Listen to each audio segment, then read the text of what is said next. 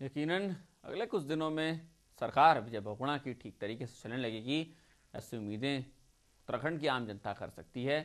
चलिए जुड़ते हैं अपने संवाददाता रॉबिन सिंह चौहान से, न्यूज़ रूम से हमारे साथ जुड़े हुए हैं। रॉबिन, अमृता रावत काफ़ी खुश नज़र आ रही थी, लेकिन इसके अलावा जो निर्दलीय हैं, यूकेडीपी हैं और बीएसपी, इन्हीं बैसाखियों के सहारे सरकार खड़ी है विजय बहुगुणा की। इनका फीडबैक क्या है मंत्रालय मिलने के बाद?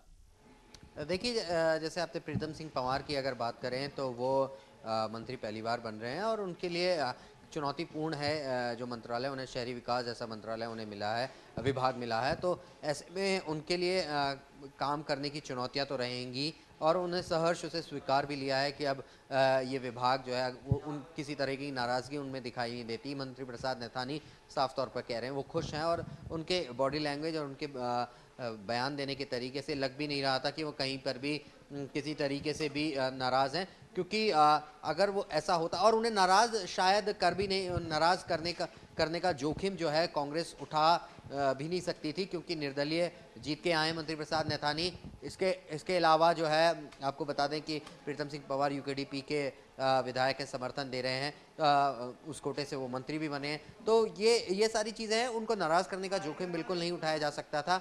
उनकी अपनी चॉइसेस थी, जैसे कि मंत्री प्रसाद नैथानी कृषि उन्हें दिया गया है, बड़ा महत्वपूर्ण है उत्तराखंड के लिहाज से अगर देखा जाए तो ये सारी चीज़ें हैं। और कहीं से भी ये तो पहले से ही तय था कि जो निर्दलीय और बीएसपी और यूकेडीपी के जो विधायक मंत्री बन रहे हैं उनको किसी भी तरीके से विभागों के बंटवारे में नाराज करने का जोखिम कांग्रेस नहीं उठाएगी। आशीष, लेकिन रॉबिन, जोखिम नहीं उठाना चाहते हैं, लेकिन क्या हम मान लें, अभी एक और मुद्दे पे आपसे बात करना चाहेंगे। हरक सिंह रावत कहीं प्रदेश में नहीं दिखाई पड़ रहे हैं। कोप भवन में अभी भी क्या हरक सिंह रावत बने हुए हैं, या हालांकि तेवरों में जो तलखी थी वो थोड़ी कम जरूर हो गई है। अब बयान ये देते हैं कि अगर कांग्रेस हाईकमान चाहे तो, अगर कांग्रेस हाईकमान कहे तो अब कांग्रेस हाईकमान पर आ गए हैं हरक सिंह रावत। लेकिन क्या अभी भी हरक सिंह रावत को भवन में ही हैं या फिर बाहर भी आएंगे? जो बयान था आप अगर देखें, जो हरक सिंह रावत के जो बयान आए हैं इन दिनों में, आप देखेंगे कि वो बयान पहले बहुत ज़्यादा एग्रेशन में दिए थे उन्होंने और बहुत ज़्यादा एग्रेसिवनेस थी उन बयानों में। लेकिन अब जो उनके जो बयान हैं वो बड़े धैर्यवान और शांति से वो बयान दे रहे हैं। बॉडी लैंग्वेज भी उनकी बदल गई है। जिस तरीके से कल तक वो साफ तौर पर ये कह रहे थे, उनके बयानों पर अगर आप नज़र दौड़ाएं कि मेरे जूतों की नोक पर रखा है मंत्री पद, पार्टी विप से मुझे कोई मतलब नहीं, ये जो सरकार मुख्यमंत्री है ये सरकार बहुत ज़्यादा दिन चलने नहीं वाली, इस तरीके के तमाम बयान उन्होंने खुला मोर्चा खोल दिया था हाईकमान के विरुद्ध उन्होंने। और अब अगर वो आप उनके बयानों को देखें तो वो ये कह रहे हैं साफ तौर पर कि आला कमान जो कहेगा वो करने को तैयार हैं। आला कमान अगर चाहेगा तो वो मंत्री पद लेने को तैयार हैं। हरक सिंह रावत को ये बात शायद अब समझ में भी आ गई होगी और उन्हें ये लग भी रहा होगा, जिस तरीके से उन्हें फीडबैक रिस्पांस अपने क्षेत्र से मिल रहा है। उनके जो कार्यकर्ता हैं, जब उनके कार्यकर्ताओं से हम बात करते हैं जो बहुत करीबी लोग हैं उनके, तो वो भी ये कहते हैं कि हरक सिंह रावत को मंत्री पद तो ले ही लेना चाहिए और इतनी ज़्यादा नाराज़गी भी ठीक नहीं है।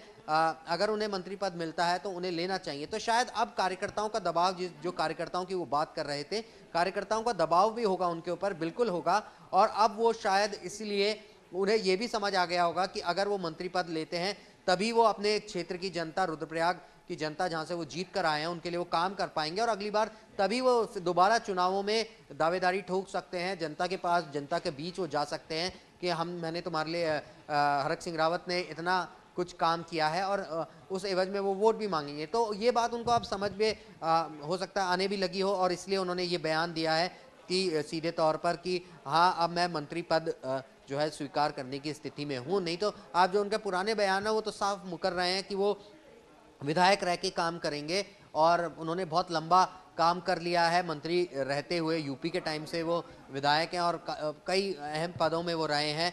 तो अब वो शायद उन्हें ये समझ आने लगा है कि जो ज़्यादा बयानबाजी उन्होंने की, जो जिस तरीके से उन्होंने बयानबाजी की है वो उनके लिए ही जो है परेशानियां पैदा करने वाला रहे हैं वो बयान, और उसके बाद अब उन्हें ये भी शायद कार्यकर्ताओं का जो प्रेशर है उनके ऊपर साफ तौर पर वो ये है कि आप जो है मंत्री तो आपको बनना ही चाहिए। तो वो सारी चीज़ें हैं। इन चीज़ों को ध्यान में रखते हुए पॉलिटिशियन वो हैं, सबसे पहले वो एक राजनीतिज्ञ भी हैं, और जब पॉलिटिशियन के तौर पर उन्होंने सोचा होगा तो शायद उन्हें लगा होगा कि अब जो है पाँव जो है पीछे खींचने की बारी है। कुछ कदम वो ज़्यादा आगे बढ़ गए थे, अब वो बैक फुट में आ रहे हैं। आप धीरे धीरे देखिए, वो शांत हैं, खामोश हैं, और बयान, उनके बयानों में वो धार, वो अग्रेशन अब नहीं है। वो विरोध की जो बातें थी वो अब कम हैं, उनके कम है और नदारद हैं।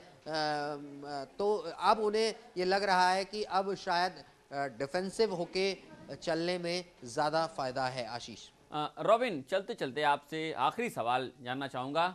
आज मंत्रालयों का बंटवारा किया है, क्या मानते हैं आप? बेहद करीब से कवर करते रहे हैं, तमाम सियासी हालातों को आपने देखा है।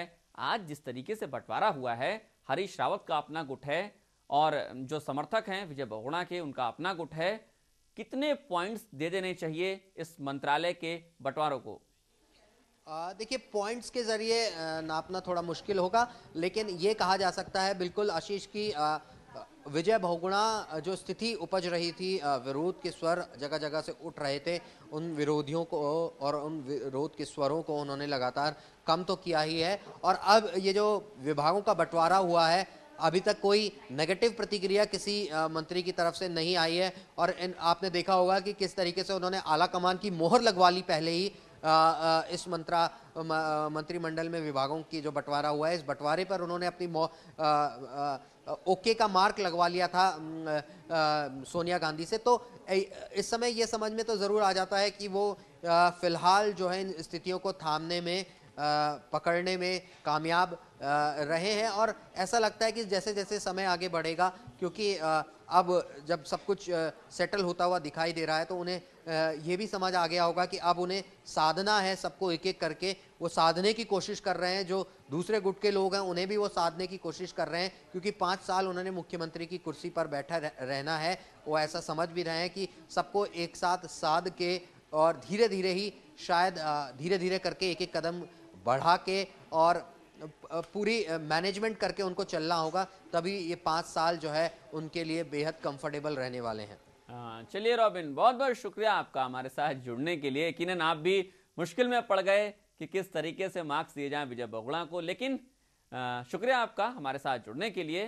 तो यकीनन मुश्किल है, विजय बहुगुणा ने भी एक बड़ी मुश्किल पास की है, मंत्रालयों का बंटवारा कर दिया है, लेकिन जो रास्ता उन्होंने चुना वो बेहद सही तरीका था उनके लिहाज से, क्योंकि उन्होंने उस पर कांग्रेस हाईकमान की मोहर लगा ली थी।